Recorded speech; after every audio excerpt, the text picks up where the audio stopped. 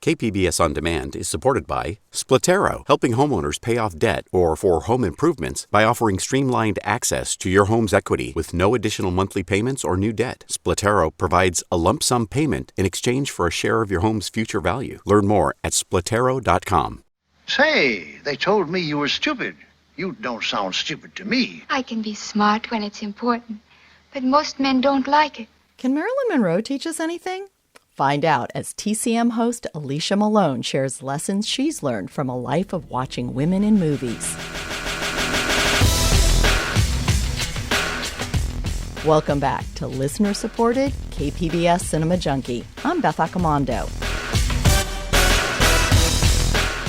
This year, TCM Classic Film Festival returns in person to Hollywood.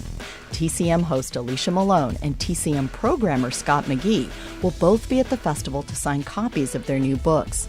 Malone's book is Girls on Film, and it's a wonderfully personal and engaging journey through the films and the women who influenced Malone the most.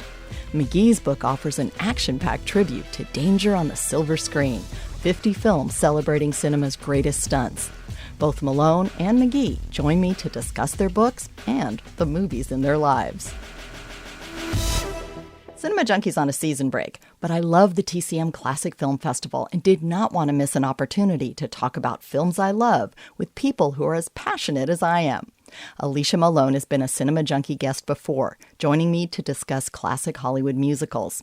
Scott McGee is joining me for the first time, but we bonded over a love for movie stunts.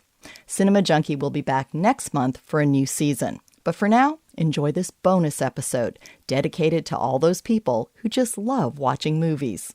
First up is Alicia Malone. Her book, Girls on Film, Lessons from a Life of Watching Women in Movies, is not a list of films or an exploration of a genre, but rather a very personal look at the films that most touched her life.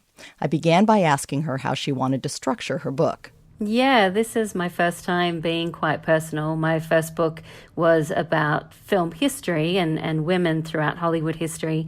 My second book was about film analysis and favorite films directed by women.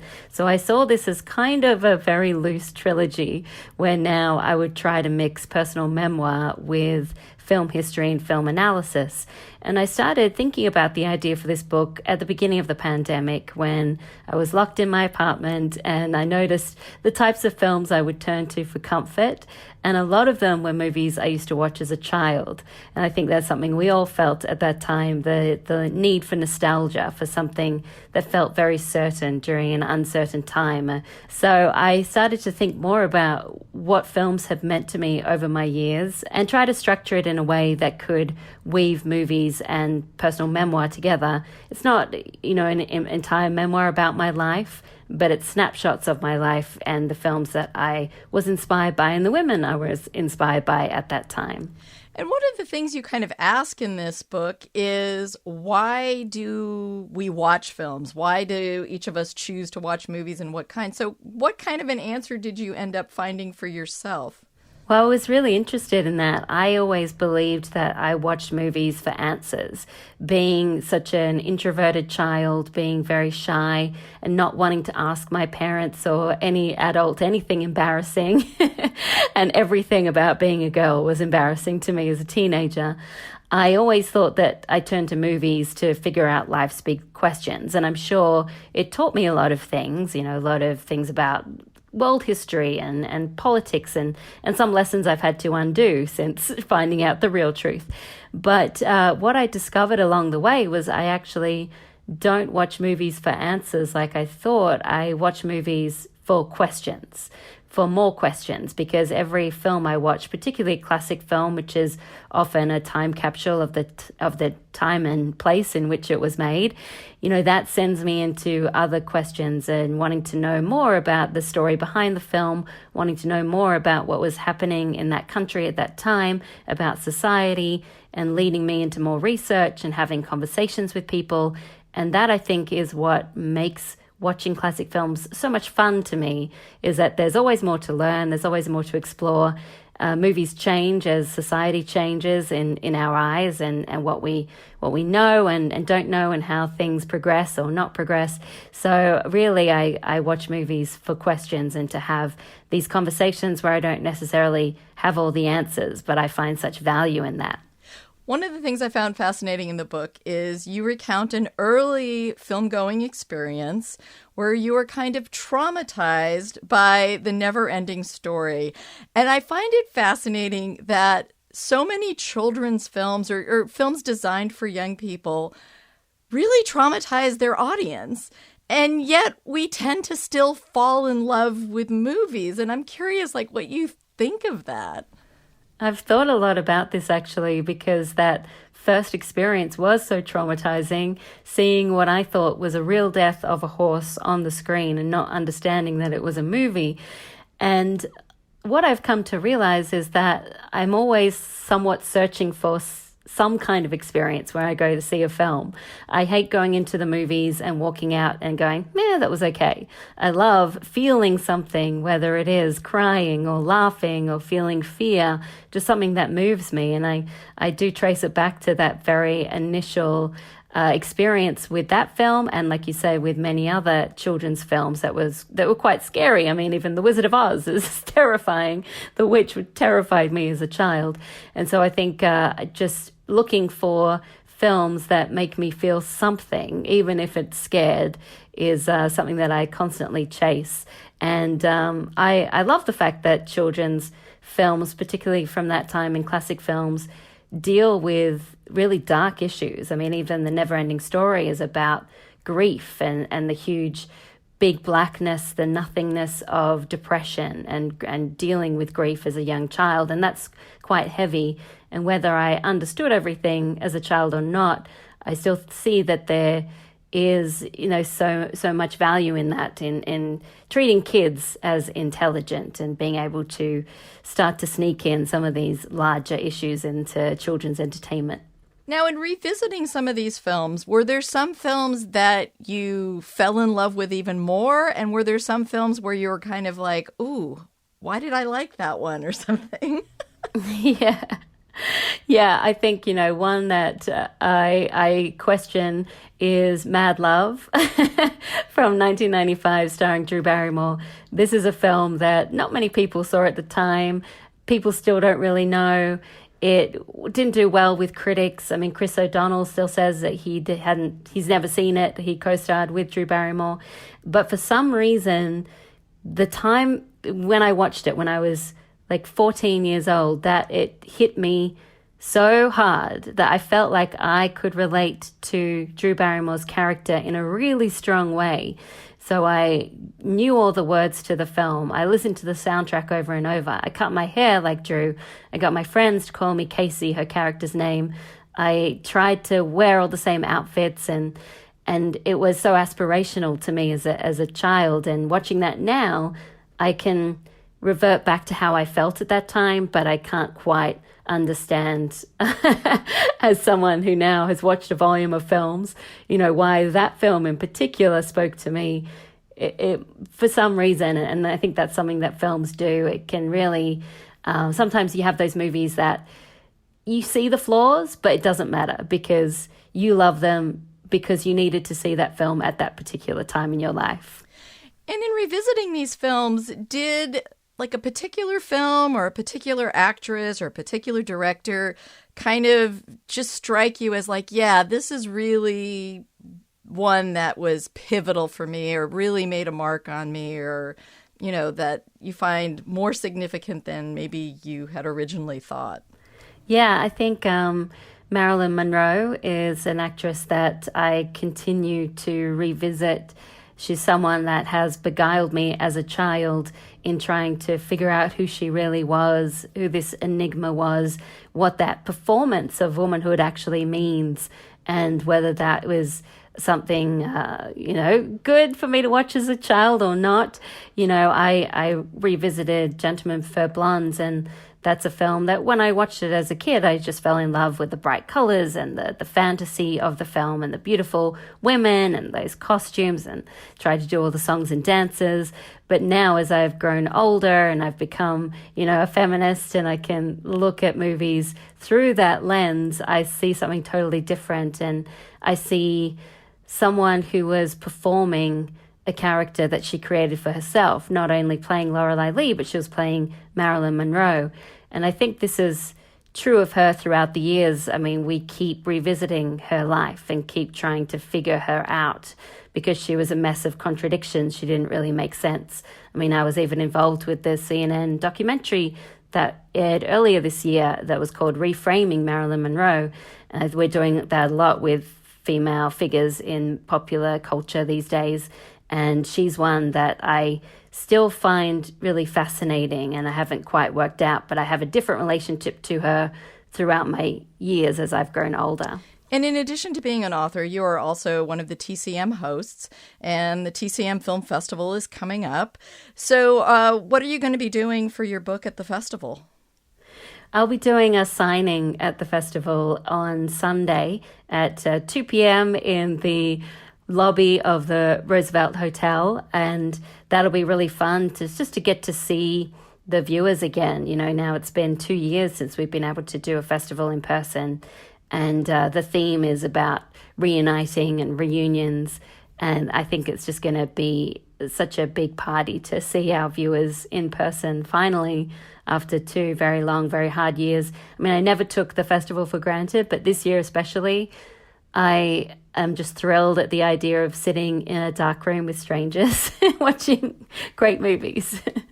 And as a TCM host, you are also introducing a few films at the festival. Is there anyone that you are looking forward to in particular? Yes, I am really looking forward to speaking with Paula Abdul about Singing in the Rain, because A, I loved Paula Abdul as a child and Singing in the Rain, and B, I find it really fascinating that she has said in the past that watching Singing in the Rain as a child was an informative experience for her and led her to want to start dancing in the first place. So I'm really interested to learn more from her about A, what she feels about the movie, how it changed her life or her experience with the film, and B, also just about the dancing from a choreographer. Singing in the Rain is a film that we've spoken about so many times, and it's always fun when you can find a unique angle on it. So I'm interested to talk to her about the dancing itself. And are there any films at the festival that you would like to highlight for people just in terms of your perspective on, watching women in movies? Yeah, I mean, always the pre-code films are a lot of fun, and they allowed a lot of freedom for women at that time. And pre-code movies are always really entertaining to watch with a crowd, live. They're fast, they're fun, they're risque. And one that I would highlight is Queen Bee, which stars Joan Crawford. And it's Joan Crawford in her most Joan Crawford-esque role. She plays this socialite who is after all the men, and the men cannot help but fall for her. I think technically it came later than pre-code, but it's one that came to mind when I thought about that question because, Joan Crawford, she's such a force on screen and a really interesting actress to look at from a feminist perspective. All right. Well, I want to thank you very much for talking about your book and about the TCM Film Festival. Thank you. I so appreciate you taking the time to talk to me about my book. Thank you.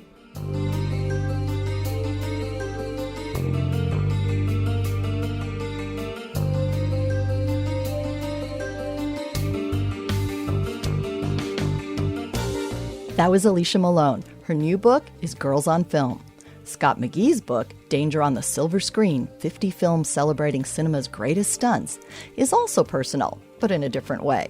McGee began by explaining where the impetus for writing the book actually began. The impetus for starting this book probably began when I was about 10 years old. When I saw in the summer of 1981, Raiders of the Lost Ark. And I saw it 3 times. And, a lot of kids my age or my generation, their touchstones were Star Wars or Jaws. And of course, those were certainly some touchstones for me, but the major one was Raiders.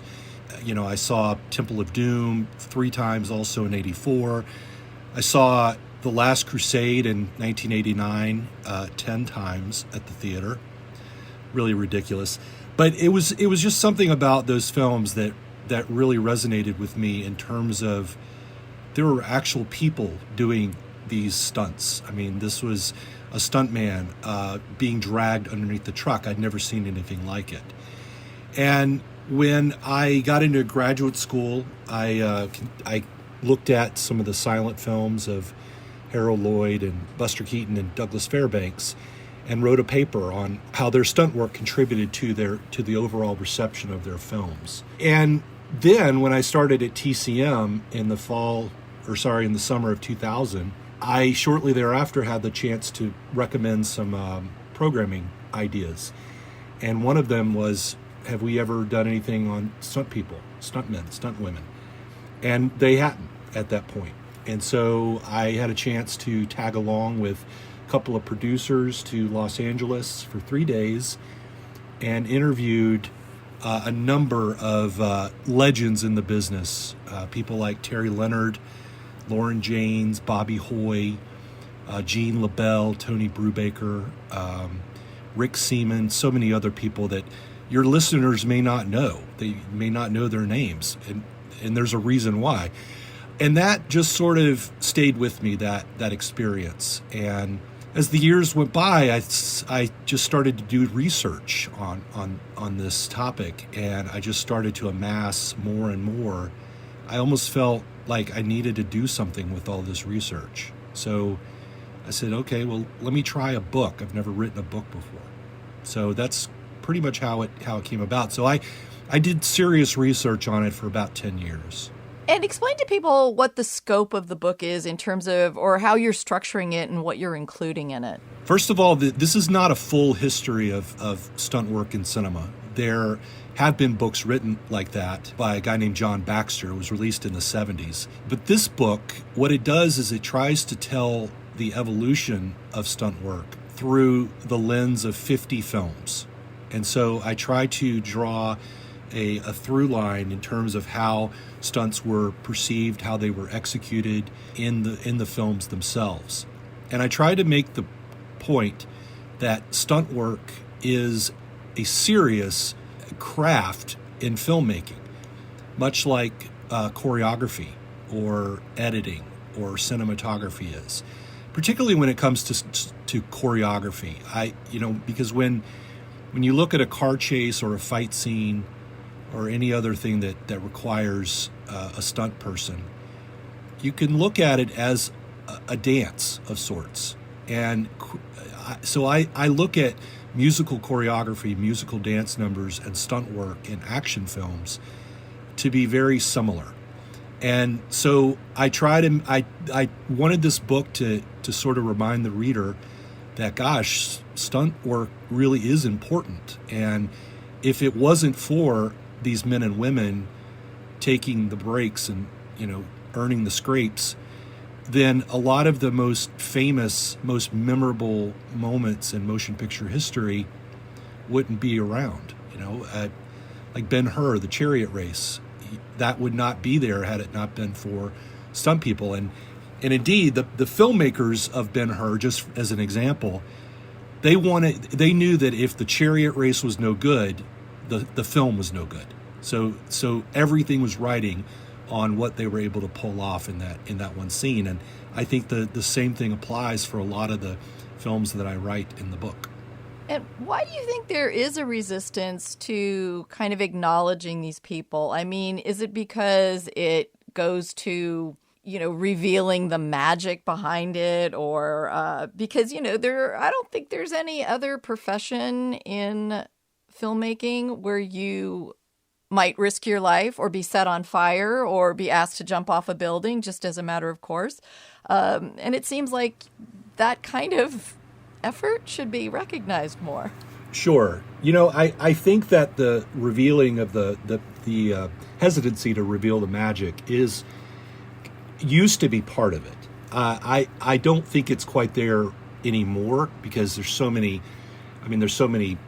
people who are familiar with how movies are made So they're not fools. They know that there are stunt people involved. But I think it goes back to what I was saying about comparison to other disciplines. When you have like a costume designer, for example, I think people know, wow, that took quite a lot of artistry to put those gowns together. But I think that a lot of people assume that crashing a car or setting yourself on fire, how hard is that? How hard could that be?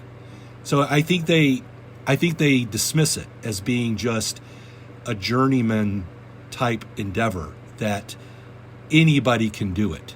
And while it's true, anybody can crash a car, but it takes an art and a science to really do it cinematically. And that is, I think, something that a lot of the general public are missing when it comes to how important great stunts are in the movies. And you do have in your book a number of chapters on silent films, and you have Buster Keaton and Harold Lloyd in there. And I think one thing that people may not be consciously aware of is that it's these silent clowns that laid a lot of foundation for stunt work. And because they're doing comedy and we're laughing at what they're doing, it seems like people may not read that as stunt work in the same way that they do, watching The Matrix or The French Connection or something. That's right. That's why you still today have stunts being referred to as gags by people in the profession. Stunt work was largely the purview of comedy films in the early days of the silent era, starting with the films of Mack Sennett and even into the superstars of Keaton and Lloyd and even a little bit of Chaplin, but also of Douglas Fairbanks. Before he became a serious period piece adventurer in films like The Mark of Zorro and The Black Pirate, he actually starred in a number of comedies that depended on his athleticism and his willingness to take some risks for the camera. So again, it was all about the funny. It was all about the gag of eliciting a laugh. There were some exceptions to this, like I write about in the book, in reference to Way Down East, the D.W. Griffith film, where the thrilling ice flow river scene did require a great deal of risk from the stars Lillian Gish and Richard Barthelmess, but that's kind of that's one of the exceptions, really, to the overall general rule that it was really the domain of comedy. And in putting this book together, did your research uncover anything that really surprised you or introduce you to films that you had just kind of skipped over somehow and maybe missed? That's a good question. I think that I don't know if it uncovered films that I missed. I will say that I did uncover a bit of research that really, frankly, astounded me, and I do make mention of it in the book. It's in the chapter where I discuss the James Bond film Live and Let Die, and the reason why I wanted to include that is because Live and Let Die was one of the first major motion pictures that really took advantage and hired a number of African-American stunt people. It may have even been the first one where an African-American was credited as a stunt coordinator. That film had a number of stunt coordinators, actually. But that wasn't what was revealing to me. What was revealing to me is when I included in the book, in the chapter on Live and Let Die, I uncovered a piece of information from an early 20s film. It was a Thomas Ince production. I believe it was called Her Reputation. And Thomas Ince went to the trouble of damming up a portion of the Colorado River. I believe it was in Arizona. And he created a flood intentionally for the cameras for 2 films he actually shot there. But the one for, I think it was Her Reputation, he had hired a number of African-American extras from a nearby town and hired them to stand on the set that was to then be flooded once the waters were released. And this is according to Ince's own publicity material. They rightly refused because they realized this is really dangerous. And according to the publicity material, they were told to stay there by gunpoint. A sheriff held them by gunpoint until they finished the scene. Reportedly, no one was hurt, but that showed me a lot of how cavalier people were about safety, and particularly when it came to race. And so I wanted to juxtapose the coming to prevalence of black stuntmen and women in films like Live and Let Die in the early 70s to how they were treated in the early days of cinema. So that was something that really surprised me, and kind of course sickened me, of course. Now, I'm a huge fan of Hong Kong action films, and fell in love with those films when I got to see them in the late 80s. And one thing that you point out in your book that I had no idea about was the connection between Hong Kong action and the Sand Pebbles. Yep.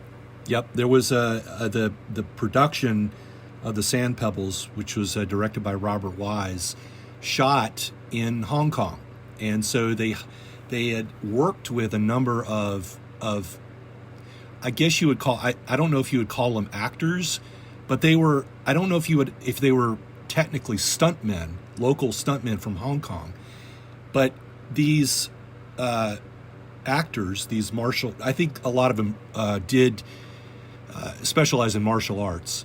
They learned a lot of techniques of how to pull off stunts for the camera. And once the Sand Pebbles production closed, a lot of these new stunt people in Hong Kong continued to train and to learn from what they had been taught on the set of that film. And indeed, there's a rumor, and I never could corroborate this, but there was a rumor that Jackie Chan was a little boy near the set of the Sand Pebbles. I'm not sure. I think that's apocryphal, but it is true that according to Lauren Janes, and I got this also from a stunt coordinator named Jeff Amata, that there is a direct line from Hollywood stuntmen to Hong Kong action cinema, particularly when it comes to stunts. Well, and also stuntman extraordinaire Jackie Chan has also credited silent clowns like Buster Keaton and Harold Lloyd and dancers like Gene Kelly for teaching him not just about stunts, but also about how to shoot stunts. That's right. He's not been shy about sharing his love of silent cinema, and you see his allusions to various people like Harold Lloyd, Harold Lloyd. He did a gag in one of his films where he's hanging on a clock, and another one where he is, there's a wall fall that falls on top of it, much like Keaton did in Steamboat Bill Jr. And you also go into some detail about the people surrounding stuntmen. So explain to people what second unit directors do and why they're key in terms of the stunt work. So a second unit director, what that person does is they often shoot scenes that don't necessarily require dialogue or the main actors. So, for example, second unit directors are still prevalent today, of course, and it can be something that they shoot as complicated as the chariot race from Ben-Hur, or it could be just an establishing shot. They can have a camera unit that shoots an overall scene or a setting to establish, okay, we're now in a different place in terms of the narrative. But in the book, I really make a point of saying how important second unit directors are, because often they were the ones actually directing the scenes that so many of these stunt people took part in the book. So again, Ben-Hur. There were 2 second unit directors employed on there. One was Yakima Canutt and another one named Andrew Marton. And this scene was so huge, so complicated and ambitious that it really took more than 1 second unit director to pull it off. And William Wyler, the credited director of Ben-Hur, said, yeah, make no mistake about it, Andrew Marton and Yakima Canutt, they directed the chariot race. So second unit directors are, I think, a largely unsung profession in Hollywood for that very reason. But again, we wouldn't have a lot of these scenes without a lot of these stunts, really, without the expertise of the second unit director. And TCM, in their programming and also at the film festival itself, has occasionally focused on stunt people. And I think one of my favorite discussions was with Terry Leonard. I think it was for Wind in the Line. And so are you involved with programming those kind of components to the festival? Oh, yeah. Those are all my ideas. So starting in 2013, I had proposed we do a panel discussion with 3 stunt legends. And so I conducted a conversation in Club TCM with Lauren Janes, Jeannie Epper, and Conrad Palmisano. And then 2 years later, I believe in 2015, we were brainstorming, okay, who do we honor as a tribute for this year's festival? And for your listeners, just so they know, when TCM has a tribute, we usually do about 3 tributes per year. We try to honor people that don't often get celebrated, people that maybe a lot of people don't even know. And so I said, there's a stunt man, a stunt coordinator, and a second unit director named Terry Leonard. And I gave a brief rundown of his credits. And I said, I think this would be a really fantastic idea. Not only can we have a Club TCM conversation, but we can also show Raiders of the Lost Ark. And that was Terry doubling Harrison Ford in the truck gag when he gets dragged underneath. And then The Wind of the Lion. And so, yeah, so that was me. I did the conversation with Terry and Club TCM as well, and talked to him in front of The Wind of the Lion. And I worked with Terry once more when Filmstruck was around, and then I sent him my book because I dedicated it to him, actually. So yeah, that's one of the great things about the film festival is you get those opportunities to celebrate people that sometimes are overlooked. And a lot of these stunt people are really fun to talk to. I mean, it's not just like the crazy stories they have, but they don't seem to have a lot of ego in the way. They seem to really be focused on what do we do to make this film better? Like, how do we make this work on the screen so people's jaws drop? Yeah, that's something that's very true. And I believe that if I were to say to a stunt person, you really are an artist, they would probably laugh at me. Because I think a lot of them think of themselves as craftsmen, people who are there to do is what John Ford said, a job of work. And they do whatever it takes to get it done. First and foremost, they want to do it safely, but they also want to help fulfill the vision of the director, the vision of the screenplay, and do it in a way that puts some jingle in their pocket and able to go home to a job well done.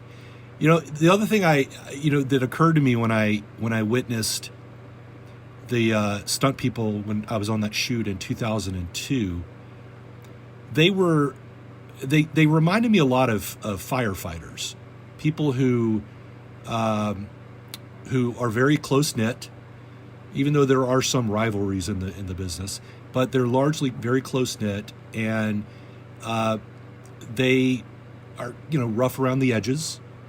A lot of them I found in my research and talking to people are actually very spiritual, which I guess you'd have to be if you're putting your life on the line sometimes.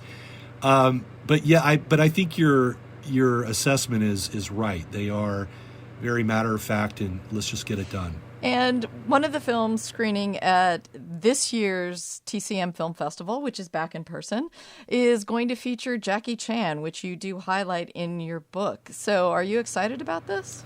Very excited.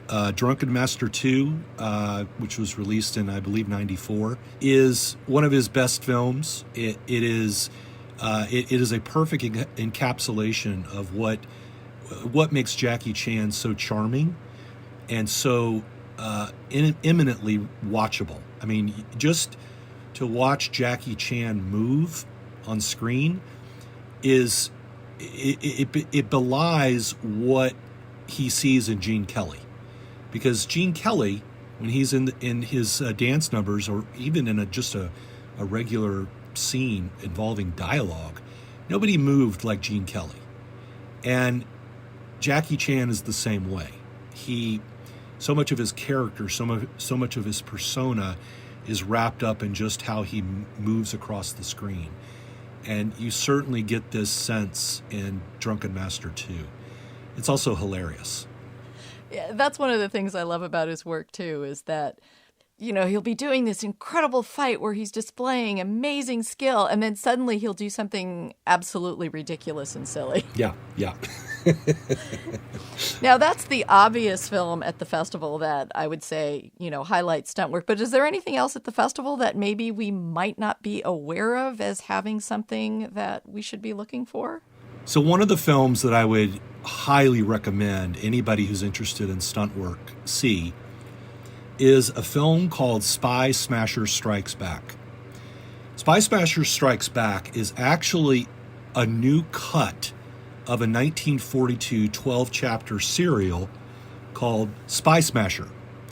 And so there's a filmmaker, an Academy Award-winning a sound designer and editor whom we have worked with many times, named Ben Burt. Ben is a legend in the business, and he is one of the most gregarious people I've ever met. Well, he had this idea of taking the 12th chapter serial and cutting it down to a 90-minute feature. And so Paramount, who is the rights holder of the serial, said, "Sure, go for it." And so what it is, it's a distillation of some of the greatest stuntmen working in Hollywood at the time. Spy Smasher was produced at Republic Studios, which was known as being pretty much a farm team for stunt people. That's where they really learned and honed their craft and learned how to do stunts safely again, but also quickly, because serials back then were you didn't have time to dilly-dally. You had to get the shot done fast. And so there was a squad of stunt people led by Yakima Canutt, who routinely pulled off these stunts. And there were other people like Dale Van Sickle and Kerry Lofton, Davy Sharp, and Tom Steele, and others who were all over Spy Smasher Strikes Back.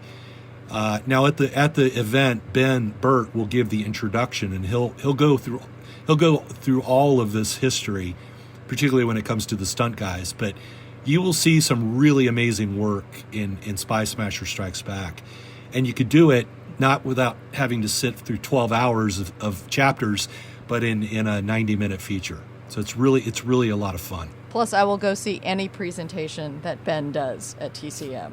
So will I. And speaking of Ben, I should also mention The Flame in the Arrow. So Ben is joined by his colleague and friend Craig Barron, also an Academy Award winner, and they do presentations every year at the festival. Well, they're doing one on The Flame in the Arrow, which is a swashbuckling film starring Burt Lancaster. Burt does do a lot of his own stunts in The Flame in the Arrow. And so that's going to be, and I could tell you a few stories behind it, but I don't want to steal their thunder for The Flame in the Arrow, but that's another one you really should see. All right. Well, those will go to the top of my list now. And what do you think it is about stunt work that really rivets people. I mean, you can feel the energy in a theater when some spectacular stunt, or even a smaller one, is happening. But like when Jackie Chan is doing something, or during some of those long takes in John Wick, I mean, you can really feel the audience just so engaged with what's going on. And what do you think about that? Really fascinates an audience. I believe that people become more invested in what is happening on the screen and in the story when they know that real flesh and blood is being bruised. Going back to Raiders of the Lost Ark, when you see Indiana Jones being dragged behind a truck, or doing all sorts of other daring do's, you know that that's a real person. You know that somehow they have manufactured a real live human being to be dragged underneath a diesel truck. And so even though you may know, well, that Harrison Ford isn't doing that, it's a stunt guy. Your brain still allows you to become invested and to suspend disbelief that is actually Harrison Ford. That's really Indiana Jones. And if I could contrast it to the last Indiana Jones film, which was The Kingdom of the Crystal Skull, there was so much CGI in that film that it really took me out of it. There were some exceptions, the opening scene inside a massive warehouse. There was also a chase scene on a college campus. Those were all done practically. And that felt like the old Indiana Jones that I grew up with. So to get back to your question, I think they become more invested when they know that people are actually doing this stuff. And I think people just enjoy seeing human bodies in motion. Again, it's like what I said about choreography. People enjoy watching people move in a way that they can't. And that's the thing about stunt people too. They're doing things that people at home or people in the theater, they can't do. Or should not do. Precisely, or should not do, yeah. As I used to tell my son when he was little. But the other thing too about it is, and my son grew up loving, I showed him Jackie Chan films when he was 3 years old, and he would set up obstacle courses in the house. But the thing about it is they need no translation. You need no words. Any country, you can be in any country, speaking any language, being any age, and what's occurring on the screen still reads for you. Yeah, it's a universal language. I think that's why action films are so prevalent in international markets, is because there's not heavy dialogue to follow, and people, viewers from all over the world, they understand action films, they understand stunts. There's another cinema outside of Hong Kong and America that also uses a lot of stunt work, and that's Bollywood. There's a number of films that I looked at. I didn't include them in the book because I wanted to concentrate just on films that had a major American release, as I mentioned in the foreword, or I should say the introduction. Bollywood, Indian films do a lot of stunt work in their films, a lot of very elaborate, fanciful action films, and there's so much work over there. In fact, that they've hired over the years a number of American stunt coordinators to do work over there in those foreign films. Well, and I would call some of their dance sequences close to stunt work. They're so elaborate. Oh, sure. Well, I want to thank you very much for talking about your book and about the festival. It was really a joy to go through because I so admire these stunt people and wish they got a little more credit for what they do. Absolutely, Beth. I totally agree. And thank you so much for having me.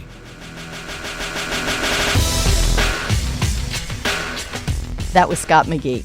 He and Alicia Malone will be at the TCM Classic Film Festival this weekend, as will I. Thanks for listening to another bonus episode of Cinema Junkie. If you like what you hear, please leave a review or just recommend it to a friend.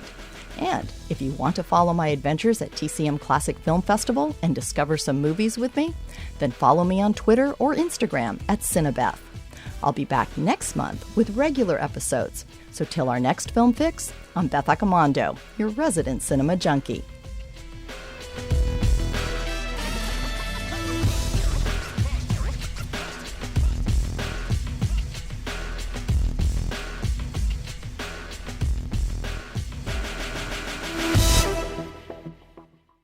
KPBS On Demand is supported by UC San Diego's Art Power, presenting cellist Joshua Roman, performing from his album Immunity, alongside music by J.S. Bach and more. Sunday, June 22nd at UC San Diego's Epstein Family Amphitheater. Reserve your tickets at artpower.ucsd.edu.